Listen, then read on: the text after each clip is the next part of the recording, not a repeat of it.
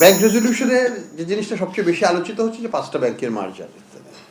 আমরা এখন পর্যন্ত যেটা করেছি 5টা ব্যাংকের আমরা আইনগত প্রক্রিয়াগুলো শেষ করে ফেলেছি। বহু রকমের ছোট ছোট আইনগত প্রক্রিয়া আছে। একটা নতুন ব্যাংক করতে গেলে সাধারণত 6 মাস থেকে 1 বছর লেগে যায় লাইসেন্স পেতে ফাইনালি। আমরা এটা কিন্তু 1 মাসের মধ্যে ওই আরজেসি মিটিং, ফাইন্যান্সের টাকা সব কিছু হয়ে গেছে। এখন শুধু আমরা ওয়েট করছি যে আজকালের মধ্যে হয়তো সাইনবোর্ড চেঞ্জ হয়ে যাবে, এটাও সিদ্ধান্ত হয়ে গেছে। সাইনবোর্ডের লগো চেঞ্জ হয়ে গেছে, সব কিছু করা হয়ে গেছে সিদ্ধান্ত। সেগুলোকে এখন রাইটিং প্যাডগুলো চেঞ্জ হয়ে যাবে, নামগুলো চেঞ্জ হয়ে যাবে, ব্যাংকের ব্রাঞ্চগুলোর নাম চেঞ্জ হয়ে একীভূত হয়ে যাবে। আমরা যেটা চেষ্টা করছি যে ডিপোজিটরকে তাদের access to their fund partial যেটা আমরা দেব, সেটা হচ্ছে পার্শিয়াল এই জন্য বলছি, under the deposit guarantee scheme 2 লক্ষ টাকা পর্যন্ত তাদের অধিকার আছে পাওয়ার।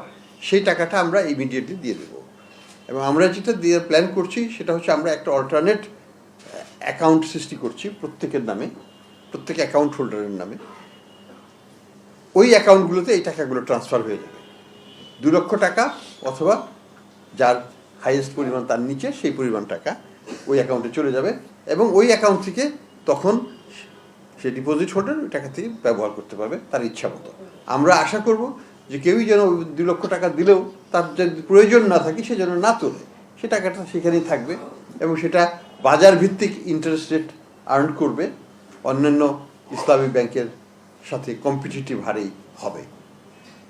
আমি ডিপোজিটরদেরকে আরেকটু বলবো যে এই ব্যাংকটা হচ্ছে মার্কেট ক্যাপিটালের দিক পেড আপ ক্যাপিটালের দিক থেকে সবচেয়ে শক্তিশালী ব্যাংক বাংলাদেশে। 35,000 কোটি টাকা পেইড আপ ক্যাপিটাল এবং অথরাইজ ক্যাপিটাল 40,000 কোটি টাকা। তো এটার একটা বিশাল শক্তি।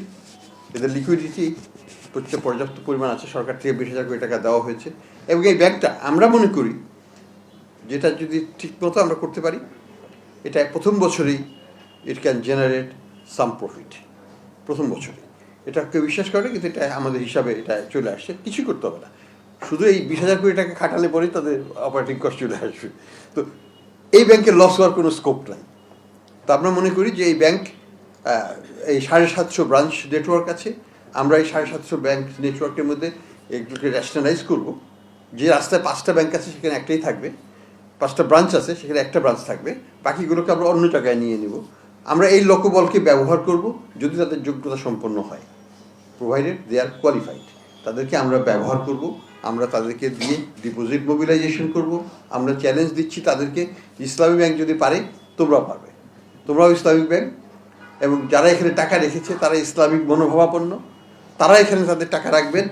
এবং যারা এই ব্যাংকে আসেন নাই তারাও নতুন করে এখানে আসতে পারবেন। প্রথমত এটা সরকারি ব্যাংক, দ্বিতীয়ত এই ব্যাংকে সবচেয়ে বেশি ক্যাপিটাল আছে, তৃতীয়ত নতুন কোনো অ্যাকাউন্টে কোনো ধরনের রেস্ট্রিকশন ডে 1 প্রথম দিন থেকেই থাকবে না এবং একেবারে বাজার ভিত্তিক হারেই সব কিছু করা হবে। এই বিষয়ে সরকার